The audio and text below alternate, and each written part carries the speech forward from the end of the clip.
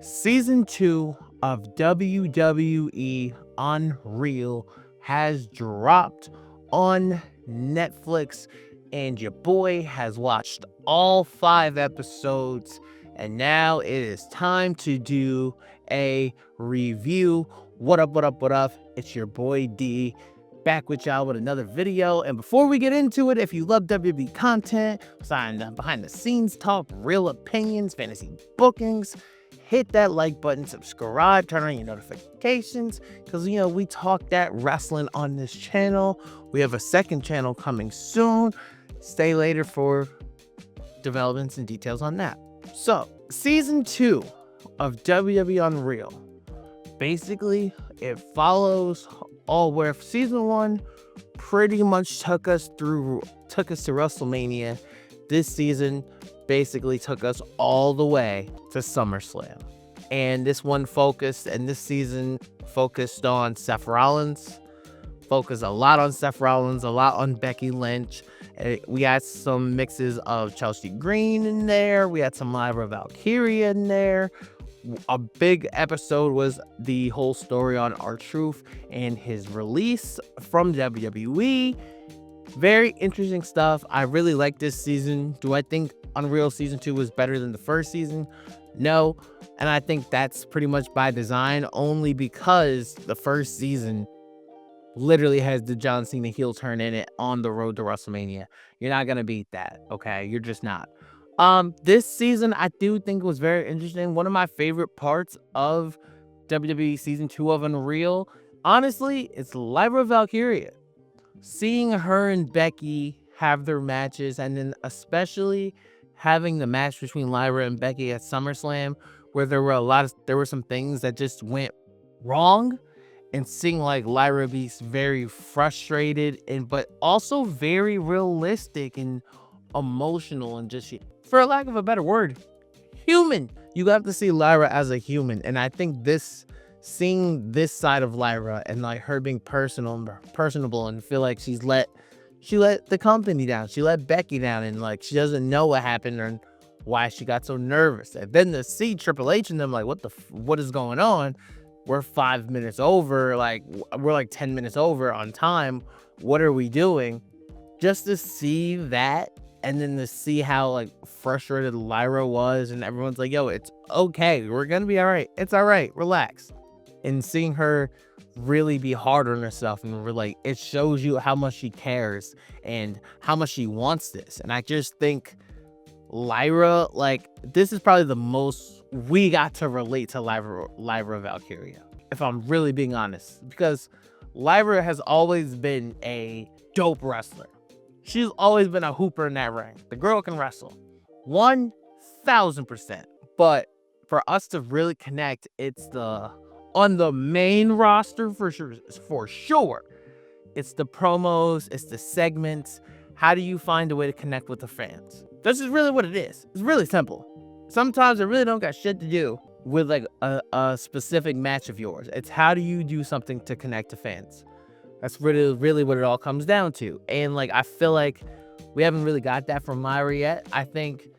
But when I was watching this, it made me feel for her. It made me go, damn, okay, so this is okay. This means the world to you. So now the thing is, we hope that Lyra finds her way to portray how much it means the world to you, whether that's being a good girl, a babyface or a heel. And I think she has it. Chelsea Green, on the other hand, I liked her in this. And Chelsea Green, she was in the first season, and I thought she was amazing in the first season. This season was very different. And like, obviously she had the match with Zelina, and they talked about Penta a lot, her and Penta, which was very cool to see Lucha Underground footage in WWE.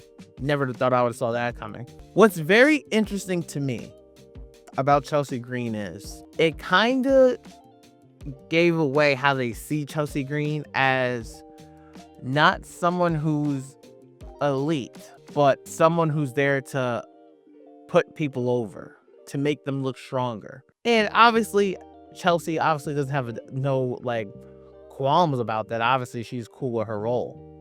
But then that makes me wonder, like, what if Chelsea Green wins the Money in the Bank, because I don't think you can put her in the United States Championship role for so long. She is your one of the most entertaining women on that roster, and it ain't close. So if we're gonna do that, I feel like Chelsea Green has it to maybe be a women's champion in WWE one day. The question is, do we see her becoming a women's champion as a heel? I don't know. I feel like Chelsea Green could be a babyface. I feel it. She's sassy. She's hilarious. I feel like if you do it right, she can be a babyface if she wanted to, because if you really think about it, when Chelsea Green comes out, we love Chelsea. We love that Chelsea's so extra. Like, she's so just out the box. Hella unnecessary. If you really want to keep it a bean, she's really unnecessary, but it's perfect. It's absolutely perfect. And do I think that maybe one day she could be your women's champion? I actually do. And this is watching her in this, and like how she's creating her dream house, and how she broke her nose, but she kept just stepping and kept doing her thing. It really just made me think, like, yo, maybe this would work. Maybe Chelsea Green could be your women's champion. I feel like in this season, we also got to see how high they were on Penta. Like, WWE really sees something in Penta. It was really cool to see Paul Heyman say a lot of things about Penta, about how, like, he's got it. There's something with Penta that people love. There's something special about Penta, because Penta is different. His drip, his aura is different. I low-key want to see Penta as a heel. I feel like Penta could do some shit as a heel. Low-key. And just, like, Penta has something special. And what I mean by, like, special is, when you look at Rey Mysterio was an anomaly. Like, you don't look at Rey Mysterio as just another luchador. I feel that same way about Penta, because there's a lot of amazing luchadors out there. A lot of them. They're amazing.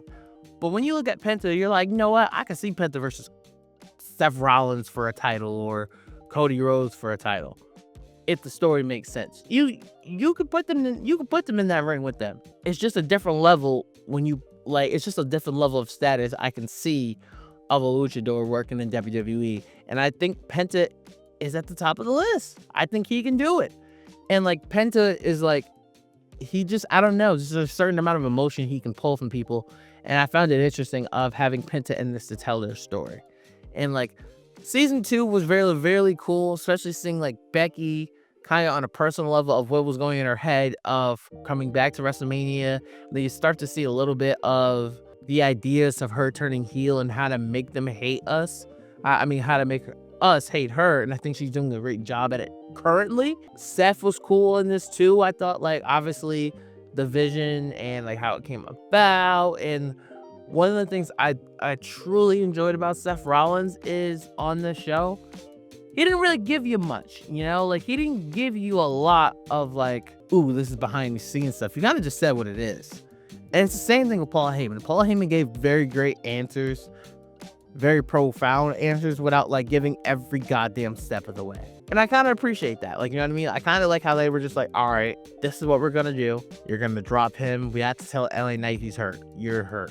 Like, it was just very simple things where, like, if you're a WWE fan and you watch, you go, oh, okay, yeah, I figured that. And just to see it from behind the scenes standpoint is very cool. One of the funniest shit I loved also seeing the R-Truth relationship with Road Dogg. I thought that was a very interesting dynamic of like how they're great friends, but Road Dogg being on the SmackDown creative team, and Triple H is like, no, this is stupid. We can't turn Saturday Night's Main Event is Saturday. We're not gonna turn R-Truth into this serious character on Friday. It doesn't make any sense. It was funny as hell the way he said it, but it was right. And like going through the R-Truth thing and like how we got him back and like why he like is contradicting the release, when in reality it was just a money issue that they ended up figuring out anyway. And thank God they figured it out, because we need R-Truth in these streets. I'm sorry, R-Truth is non-touchable. It's best way to put it. Season 3 of Unreal is in the summer of this year. There's a few people I would want to see on Unreal, and I feel like before I get out of here, I want to leave Unreal with this. Like, I feel like Unreal should be used to get over a lot of the talent who who really need it, like, in my opinion, who really need to show more character, more sides of them, of who they actually are, so people can connect to them more. I feel if you do it the right way, you can make Unreal boost your roster. Like, I would love to see Tiffany Stratton. Tiffany Stratton is the first person on my mind clear as day who I think needs to be a star on WWE Unreal Season 3. Reason why is because we all know Tiffany Stratton can wrestle. We know Tiffany Stratton can wrestle. We know that, like, she's a great heel. She's hot as hell. She's hot. She's beautiful. She's a great wrestler. She can wrestle. She's a sassy, kind of a bratty kind of character. Other than that, bro, we don't know nothing about Tiffany Stratton. Like, you know what I mean? There's nothing personable about her, especially when WWE wanted her to be a babyface, which obviously was the right move when she was with Nia Jax and she cashed in for the title. It made sense, but like, there ain't nothing really there, like, as a personable, on a personal level. So I would love to see that side of her, and I feel like WWE Unreal is a show that could bring that out of her, and I just think it would be amazing for her. Because, like, even like the little stuff with Io Sky, we got to see Io Sky on the show today, and it was cool. You get to see Io Sky on a more personal level, and that's cool. And I feel like Tiffany Stratton is somebody, in my opinion, who needs that. I would love to see her. I would love to see Aleister Black or Damian Priest, or like somebody like who we can get more personality of, and what goes on in their day to day, what goes on in their mind before a match. Maxine Dupree is another one. Being the true rookie on the main roster, I feel like seeing her on this show would be elite, because you get to see a different side of her and like what was going through her mind when she's having all these matches with somebody at the status of Becky Lynch. I think that would be interesting TV and something that like we would want to see going forward.